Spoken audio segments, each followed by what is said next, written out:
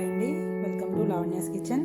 ఈ వీడియో కనుక మీరు ఫస్ట్ టైం చూస్తున్నట్టయితే వెంటనే సబ్స్క్రైబ్ చేసుకోండి, పక్కనే ఉన్న బెల్ ఐకాన్ ప్రెస్ చేయండి. Thank you. ఈరోజు మనం వెజ్ శాండ్విచ్ ఎలా తయారు చేయాలో చూద్దాము. దీనికి ముందుగా మనం మైనీస్ ఎలా తయారు చేయాలో చూద్దామండి. ముందుగా మిక్సీ బౌల్లో ఒక హాఫ్ గ్లాసు ఫార్చ్యూన్ ఆయిల్ వేసుకున్నాను. పల్లి నూనె అలాంటివి వేయొద్దండి, స్మెల్ లేని ఆయిల్ ఏదైనా మీరు వేసుకోవచ్చు. అదే కప్ తోటి పాలు తీసుకున్నాను. ఇవి కాచి చల్లార్చిన పాలు, ఫ్రిడ్జ్లో డైరెక్ట్గా వేస్తున్నాను నేను. ఇందులో కొంచెం పెప్పర్ పౌడర్ వేసాను, ఒక చిటికెడు సాల్టు, ఒక చిటికెడు పంచదార, ఒక హాఫ్ లెమన్ వేస్తున్నాను. విత్తనాలు తీసేసి వేసుకోవాలండి. దీన్ని ఇప్పుడు చక్కగా మనం బ్లెండ్ చేసుకుందాము. బ్లెండ్ చేసుకున్న తర్వాత ఇలా మనకి క్రీమీగా వస్తుంది.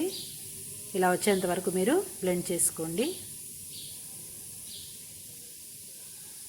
ఇప్పుడు మనం దీనికి ఒక కప్పు క్యారెట్ తీసుకున్నాను తురుము, ఒక కప్పు క్యాప్సికమ్ ముక్కలు, ఒక కప్పు టమాటా పీసెస్ తీసుకున్నాను.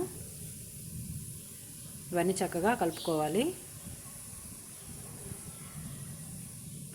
దీంట్లో ఇందాక మనం మిక్సీ వేసుకున్నాం కదా మైనీస్ క్రీమ్, అది వేసేసుకొని బాగా కలుపుకుందాము. ఇదిగోండి ఇలా రెడీ అయిపోయింది. ఇప్పుడు మనం ఇది చేసుకున్నది 3 శాండ్విచ్లకు వస్తుందండి. ఇప్పుడు ఒక శాండ్విచ్ బ్రెడ్ పీసెస్ తీసుకొని ఒక 2 ఇలా సైడ్లు కట్ చేసుకుందాము. బ్రౌన్ బ్రెడ్ మొత్తం తీసేద్దాము.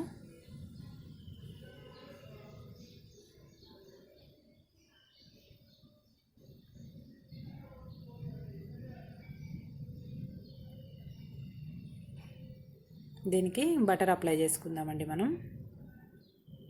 2 పీసెస్కి ఈవెన్గా బటర్ స్ప్రెడ్ చేసుకుందాం.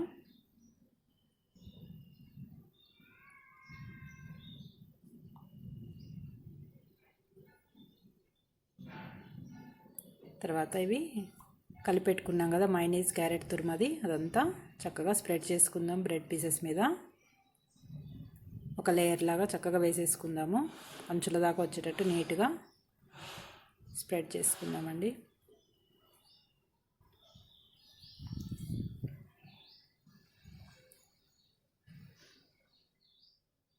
చక్కగా పెట్టుకున్న తర్వాత ఇంకా దీంతో ఇది కవర్ చేసేసుకుందాం.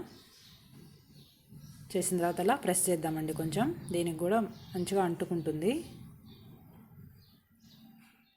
ఇలా హాఫ్కి కట్ చేసుకుందాము.